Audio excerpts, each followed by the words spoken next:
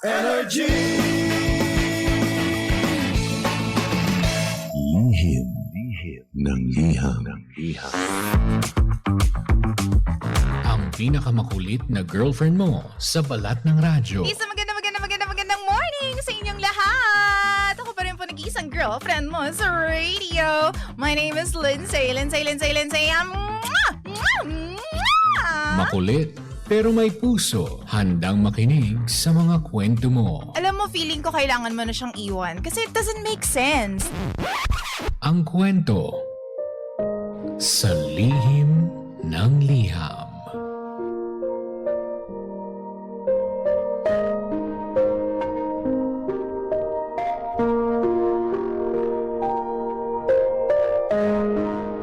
Mahal kong Lindsay. Minsan, ang unang pag-ibig ay para sa alaala na lang. Yan po yung dahilan kung bakit napasulat ako dito sa Lihim ng Liham. Lindsay, tawagin mo na lamang po ako sa pangalang Lizelle. At dahil nga po uso ang mga throwback at realizations lately, ito na nga, let me share a story about my first love.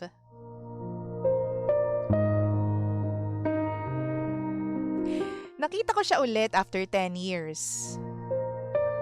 Doon ko nalaman kung bakit ang pag-ibig hinding-hindi magiging sapat. Nagumpisa po ang lahat sa isang accidental like sa Facebook story ko. Ilang taon na po ang nakakaraan. Baliw na baliw ako sa kanya. Siya yung cute boy next door. Noong elementary, alagang mommy. Charming at ultimate crush ng lahat. Kaya naman dream come true nung naging kami nung high school. Yun nga lang, natapos ang lahat nung lumipat kami ng tirahan. Fast forward, sa kasalukuyan, nag-decide kami ng lalaking to. Itago na lang natin siya sa pangalang Brando. Nang magkita kami ni Brando, umuulan noon. Pero naghintay ako ng halos 1 oras.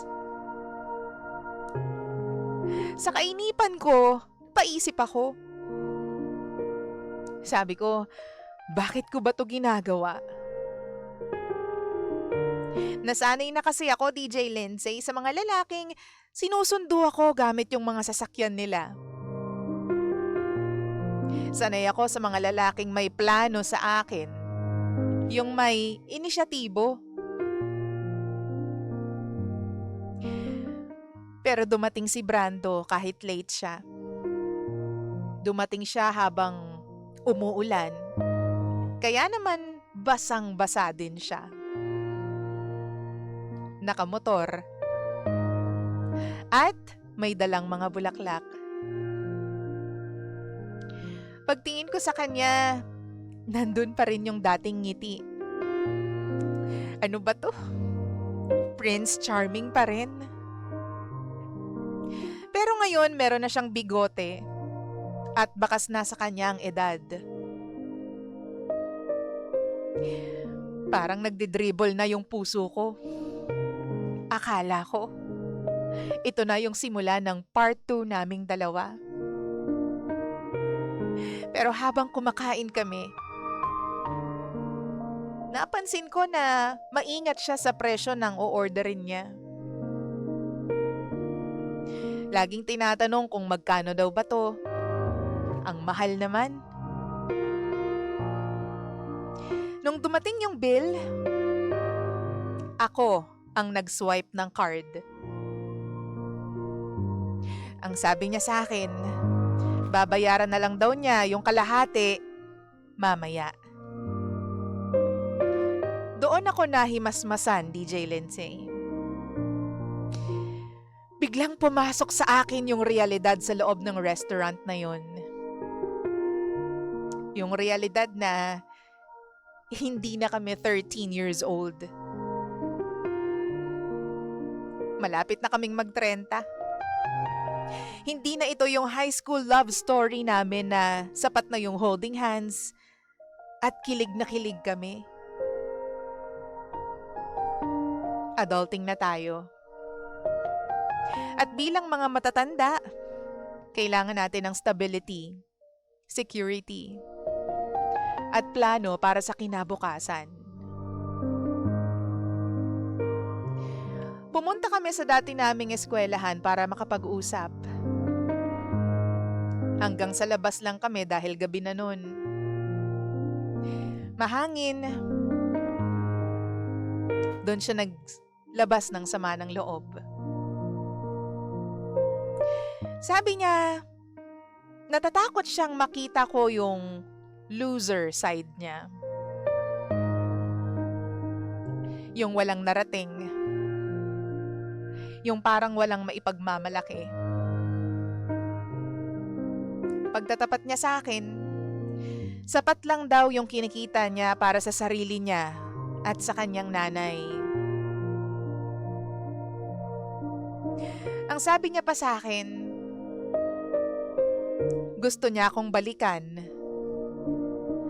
Pero ramdam ko ang insecurity niya dahil alam niyang malayo ang agwat ng buhay naming dalawa. Sinabi ko sa kanya na money doesn't matter.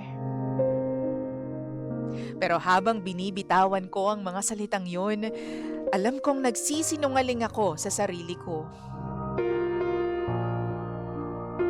Dahil ang totoo, mahalaga ang pera. Hindi dahil gusto ko ng mayamang lalaki, kundi dahil ayokong maranasan ng magiging anak ko ang hirap ng pinagdaanan ko noon. Nakita ko sa kanya ang tatay ko. Yung lalaking kontento na sa survival lamang. Yung parang hindi gustong umasenso. Doon ako natakot. Napakabait niyang lalaki. Gentleman. Malambot ang puso. At napakahusay makinig. Pero doon ako natauhan. Hindi pelikula ang buhay. Minsan yung batang minahal mo noong 13 years old ka pa, lumalaki bilang isang lalaking hindi mo na kayang makasama sa pagbuo ng pangarap. Kahit masakit. Kahit napaiyak ako. Pinili ko na wag na lang ituloy. Pinili kong bitawan yung kahapon para sa bukas na gusto kong marating. Hindi ko siya iniwan, DJ Lindsay, dahil hindi ko siya mahal. Iniwan ko siya dahil may mga pangarap ako na alam kong hindi namin kayang abutin nang magkasama kami.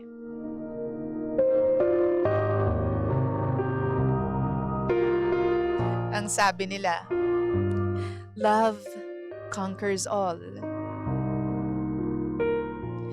Pero sa totoong buhay, minsan ang pag-ibig ay dapat mong isantabi